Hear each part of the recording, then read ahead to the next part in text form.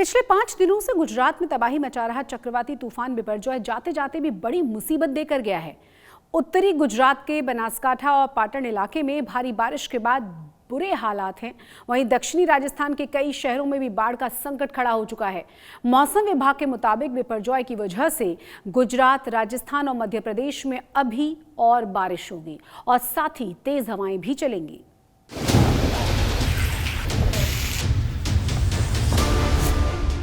गुजर गया महातूफान, छोड़ गया तबाही के निशान।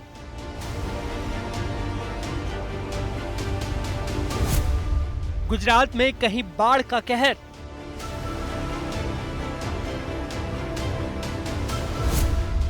कहीं तबाही का मंजर।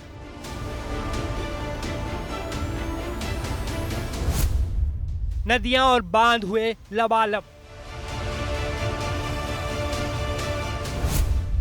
तेज हवा और बारिश का दौर जारी।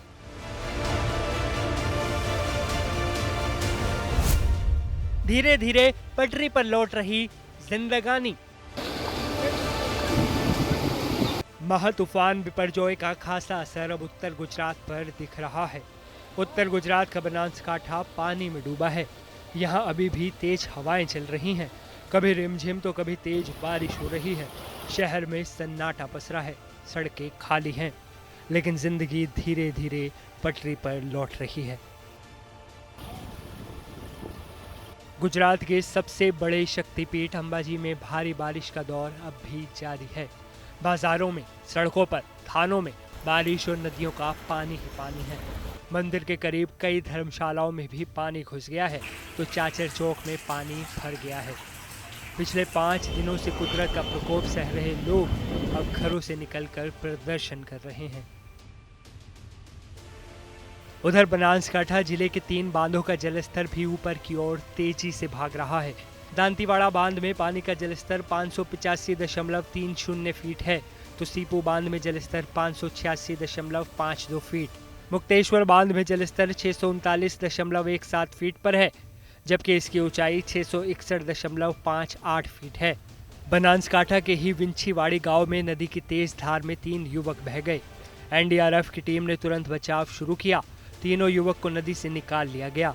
2 की तो जान बच गई, लेकिन एक युवक को अस्पताल ले जाने के बावजूद बचाया नहीं जा सका। अरावली और मोडासा के इलाकों में तूफान बिपरजॉय का असर अभी तक कायम है। यहाँ लगातार तीसरे दिन बारिश हो रही है।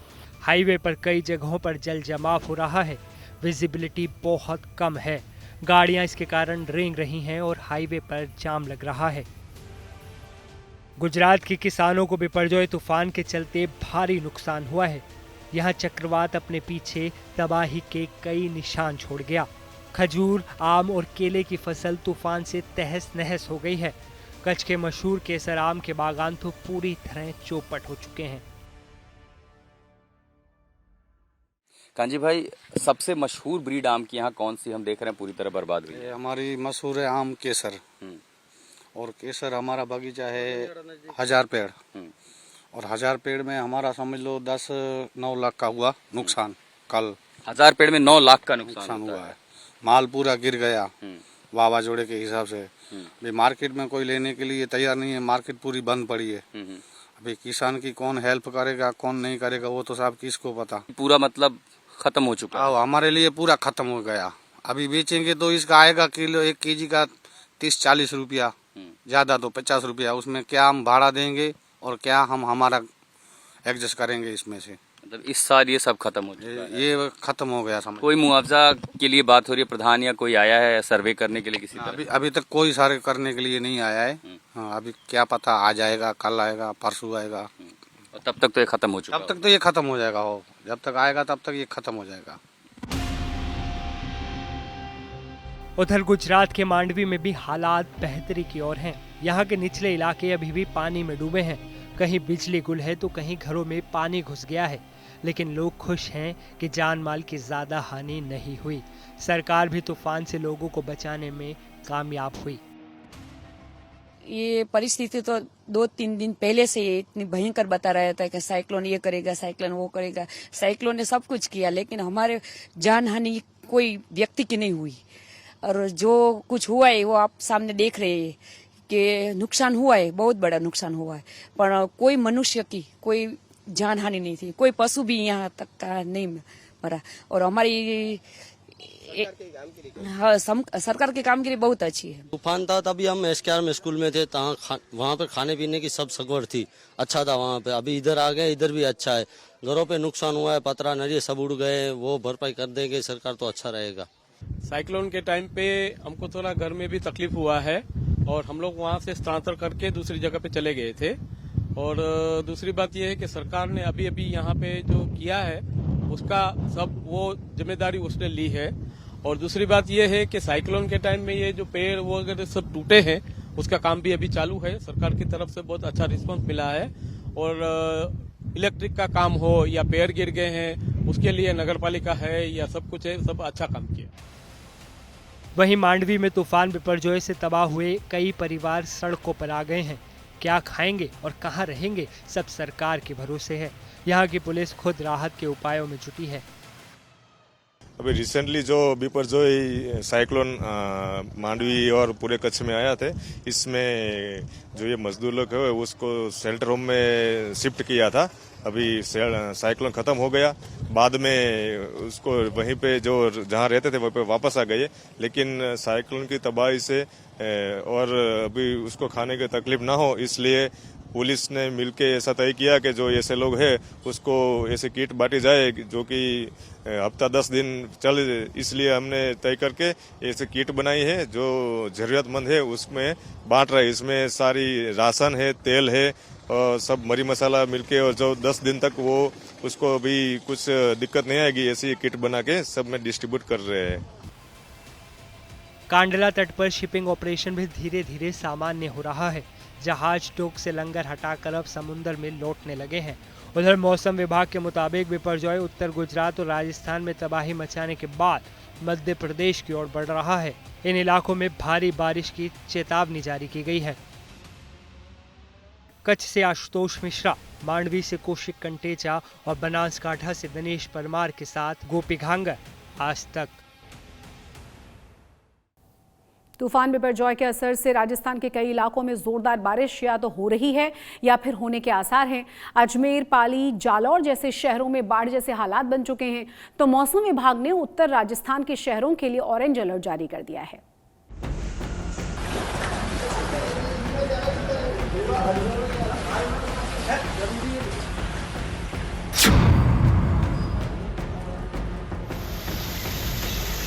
राजस्थान में तूफान बिपरजॉय ने बदला मौसम का मिजाज, आसमान से बरसा कहर।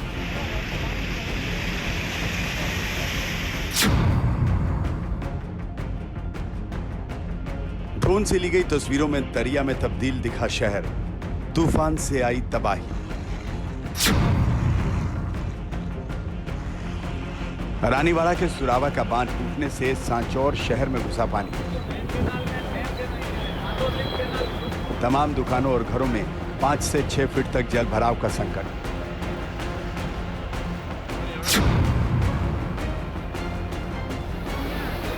तालाब में तब्दील हुए शहर की सड़कें, राहगीर पड़े मुसीबत में, रास्ते में कई गाड़ियां हुई खराब।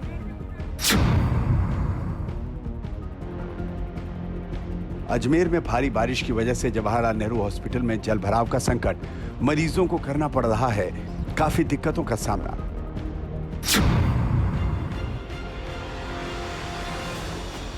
जल भराव से जवाहरलाल नेहरू हॉस्पिटल का बुरा हाल है। कॉरिडोर से लेकर वार्ड तक जल जमाव से जूझ रहे हैं मरीज, तीमारदार, डॉक्टर और हॉस्पिटल स्टाफ।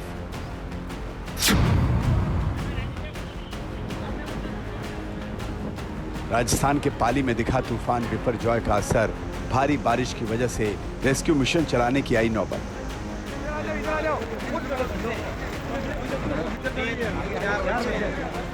राजस्थान में चक्रवाती तूफान बिपरजॉय का कहर सोमवार को भी जारी रहा। जालौर, सिरोही और बाड़मेर में बाढ़ जैसे हालात बन गए हैं। तेज हवाओं के साथ भारी बारिश का सिलसिला थमने का नाम नहीं ले रहा। तमाम शहर या तो बारिश में डूबते दिखाई दे रहे हैं या फिर ज्यादातर शहरों में बिजली, पानी के साथ साथ इंटरनेट जैसी सेवाओं का भी टोटा है। आरोह उपखंड के शंख वाली पंचायत में 15 लोगों की जान 24 घंटे से पानी में फंसी है। यहाँ आकोट पादर गांव में ये लोग पानी में बुरी तरह फंसे हुए हैं और लगातार हो रही बारिश के चलते रेस्क्यू ऑपरेशन भी शुरू नहीं हो पा रहा है। मदद नहीं है तो भी प्रशासन वालों ने हमें सताया, एक बार बोल भी दिया कि आप अपना सामान सही कर दो। मंत्री साहब ने भी बोला, ऐसे के दानाराम जी भी आए थे, जुआराम जी ने भी बोला था। उसके बाद लोगों ने थोड़ा बहुत लिया और उससे ज्यादा पानी आ गया। तो लोगों ने बताया था कि पानी थोड़ा कम आएगा, ऐसे उससे यानी 4 गुना ज्यादा पानी। हालात को देखते हुए मुख्यमंत्री अशोक गहलोत खुद इन इलाकों की स्थिति का अपडेट ले रहे हैं। बिपरजॉय तूफान के कारण बिगड़ी परिस्थितियों को लेकर जालौर, सिरोही, बाड़मेर और पाली के जिलाधिकारियों से सीएम ने बात की है। आज तक ब्यूरो। मणिपुर में जारी हिंसा की गूंज सैकड़ों किलोमीटर दूर गुजरात में भी सुनाई दे रही है। वडोदरा में रह रहे मणिपुरी अपनी मातृभूमि की लहूलुहान देखकर स्तब्ध हैं, लेकिन मुश्किल हालातों से निपटने में माहिर ये कौम चुप नहीं बैठने वाली। मुट्ठी भरी सही वडोदरा में मणिपुर हिंसा के खिलाफ आवाज उठाने यहां से एक समुदाय के 7 लोग इकट्ठा हुए। सबकी एक ही मांग है कि किसी भी तरह से मणिपुर में जारी हिंसा पर विराम लगना चाहिए। बेसिकली हम लोग यहाँ पे जो बैठ रहे हैं उसका ये पहले से मैं बताना चाहता हूँ कि 40 दिन से ज़्यादा हो गया है। ये जो वायलेंस जो है जो मणिपुर में अभी हो रहा है उसके वजह से बहुत सारे लोग मर चुके हैं और उसके वजह से मर चुके हैं और डिस्प्लेस भी हो चुके हैं। बहुत सारे घर और जला दिया गया है। 70,000 से लोग का घर डिस्प्लेस हो चुका है उन लोग। तो ये भी प्रॉब्लम है बहुत सारे जो है। और उसके ऊपर ये जो है वहाँ पे इकोनॉमिक कंडीशंस जो होता है जैसे कि food, essential commodities, medical supplies, gas, oil, ये सब का भी यहाँ पे शॉर्टेजेस हो रहा है क्योंकि वहाँ पे जो नेशनल हाईवेज़ है वो भी अभी जो कुकी इंसर्जेंट्स जो है मिलिटेंट ग्रुप्स है वो उन लोग ने यहाँ पे ब्लॉक करके रखा गया है। तो हम लोग का ये रिक्वेस्ट है ये मणिपुर सरकार और ये भारत सरकार को कि ये जल्द से जल्द ये जो प्रॉब्लम्स है ये रिजॉल्व करें। रुक करते हैं एक और बड़ी खबर का। अहमदाबाद में कल भगवान जगन्नाथ की रथ यात्रा निकाली जाएगी और हर बार की तरह प्रधानमंत्री नरेंद्र मोदी की तरफ से पूजा के लिए विशेष प्रसाद भेजा गया है। केंद्रीय गृह मंत्री अमित शाह भी अहमदाबाद में रथ यात्रा शुरू होने के मौके पर हाजिर रहेंगे। अमित शाह सुबह 4 बजे सपरिवार मंगला आरती करेंगे। मंगला आरती से पहले भगवान को खिचड़ी का विशेष भोग चढ़ाया जाएगा। सुबह 5:45 पर भगवान जगन्नाथ, उनके भाई बलभद्र और बहन सुभद्रा को रथ में विराजमान कर दिया जाएगा, जिसके बाद सुबह 7 बजे मुख्यमंत्री भूपेंद्र पटेल की विशेष पूजा होनी है। इसमें वो सोने की झाड़ू से पहिंद विधि करेंगे। इसके बाद रथ यात्रा की विधिवत शुरुआत होगी और भगवान अपने भाई बहनों के साथ नगर यात्रा पर निकलेंगे। अहमदाबाद में भगवान जगन्नाथ की 146वीं रथ यात्रा को लेकर सुरक्षा के चाक चौबंद उपाय कर दिए गए हैं। भगवान की रथ यात्रा को लेकर 16 किलोमीटर लंबी रूट पर 25,000 सुरक्षा कर्मियों को तैनात किया जाएगा। रथ यात्रा अहमदाबाद के कई संवेदनशील इलाकों से होकर निकलती है, इसीलिए मुस्लिम समुदाय भी शांति की मुहिम में जुटा हुआ है। अहमदाबाद में 20 जून को भगवान जगन्नाथ की रथ यात्रा पूरे धूमधाम से निकालने की तैयारी है। रथ यात्रा के दौरान शांति बनी रहे, इसके लिए मुस्लिम समुदाय ने खास पहल की। इसी मकसद के साथ जिन मुस्लिम इलाकों में रथ यात्रा निकलने वाली है, उसी इलाके से आए मुस्लिम नुमाइंदे भगवान जगन्नाथ के लिए चांदी का रथ हाथों में लेकर पहुंचे। मंदिर प्रशासन को उनके जरिए ये रथ बतौर शांति प्रार्थना के लिए दिया गया। છેલ્લા 23 વર્ષથી આ રાત આપો છો ને કોમી એકતા કે અને બધા હિન્દુ મુસ્લિમ સભાઈ સમાજના માણસો મારી જોડે આવતા હોય છે ને કોમી એકતાનો એક પ્રતીક તરીકે અમે આ બદલી બધા જ્યારે નીકળતા હોય છે રાત તો મુસ્લિમ નિવાસ સ્થાનની અંદરથી નીકળતા હોય છે। લોકો ઠેર ઠેર સ્વાગત કરતા હોય છે એટલે મુસ્લિમ વિસ્તાર લગભગ 60% મુસ્લિમ વિસ્તાર હોય છે। दर वर्षे मुस्लिमों पण उभा रहीने एमने स्वागत करे छे। कोई कबूतर उड़ावीने स्वागत करता होय छे, कोई शरबत पीवड़ाता होय छे, कोई पानी पीवड़ाता होय छे। सब सबनी भोगाई छे ने सब सबनी रीते આગેવાની લેતા હોય છે ને આ એકતા થઈને શાંતિથી રાત પાછો આવે એવો અમે દુઆ કરીએ। वहीं इस बार सुरक्षा के लिहाज से भगवान जगन्नाथ की रथ यात्रा में 3 लेयर की सुरक्षा रखी गई है। रथ यात्रा के पूरे 16 किलोमीटर लंबे रूट पर 25,000 सुरक्षा कर्मियों को तैनात किया गया है। सुरक्षा को लेकर 11 IG, 50 SSP, 100 deputy SP, 300 police inspector, 800 police sub inspector, 35 company SRP, CRPF और 6,000 होमगार्ड तैनात रहेंगे। साथ ही पहली बार रथ यात्रा की सुरक्षा में 3D मैपिंग के जरिए एंटी ड्रोन टेक्निक का इस्तेमाल किया जाएगा। 300 की तादाद में बॉडी वॉर्न कैमरा के साथ सुरक्षा कर्मी भी तैनात रहेंगे। અમદાવાદનું આસ્થાનું સૌથી મોટું કેન્દ્ર અમદાવાદની આસ્થા, ગુજરાતના સૌ નાગરિકોની આસ્થા જોડાઈ આ યાત્રામાં તમામ પ્રકારની તૈયારીઓ પોલીસ દ્વારા સૌ નાગરિકો દ્વારા કરી લેવામાં આવી છે। આ યાત્રાને આસ્થા અને વ્યવસ્થાની યાત્રા તરીકે ઓળખાય છે। આ યાત્રા અમદાવાદ શહેરના સૌ નાગરિકો સાથે મળી ખૂબ ઉત્સાહપૂર્વક સ્વાગત કરશે અને ઉત્સાહપૂર્વક આવકારે તે પ્રકારની સંપૂર્ણ વ્યવસ્થાઓ થઈ છે। આ યાત્રા સમયસર નીકળે, સમયસર પહોંચી શકે પાછી તે માટેની સંપૂર્ણ વ્યવસ્થાઓ કરવામાં આવે છે। अहमदाबाद की रथ यात्रा की खास बात यह है कि इस रथ यात्रा में जब रथ मंदिर से निकलेंगे उसके साथ ही 6 गजराज, 100 से ज्यादा भगवान की झांकियों वाले ट्रक, अखाड़े और भजन मंडली भी शामिल होंगी, जो शाम को भगवान के रथ के साथ ही मंदिर वापस लौटेंगे। गोपी घांगर, अहमदाबाद, आज तक। अहमदाबाद के साथ ही पुरी में भी भगवान जगन्नाथ की ऐतिहासिक रथ यात्रा की अभी से तैयारियां पूरी कर ली गई हैं। कल यानी कि 20 जून को भगवान जगन्नाथ अपने भाई बलराम और बहन सुभद्रा के साथ रथ पर सवार होकर मौसी के घर के लिए रवाना होंगे। मान्यता यह है कि भगवान का रथ खींचने वालों को सैकड़ों यज्ञ के बराबर पुण्य मिल जाता है और यही वजह है कि लाखों श्रद्धालु इस मौके पर यहां पहुंच रहे हैं।